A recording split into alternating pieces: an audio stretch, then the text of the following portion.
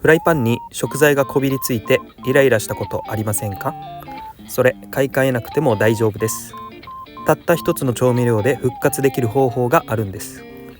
使うのはそう塩だけ。まずフライパンに大さじ 2,3 杯の塩を入れましょう。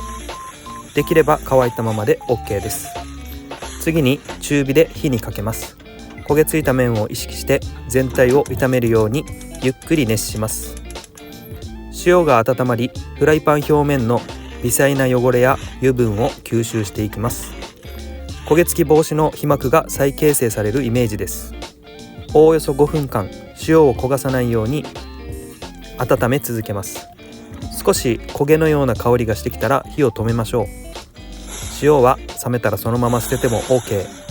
あとは軽く水で洗い流して布で水分を拭き取って乾かします。するとまるで新品のような焦げ付きにくいフライパンに。目玉焼きもチャーハンもスルッといけるようになります。買い替える前にぜひこの塩の裏技を試してみてください。この方法やってみたよって方はコメントで教えてくださいね。いいねとチャンネル登録もお忘れなく。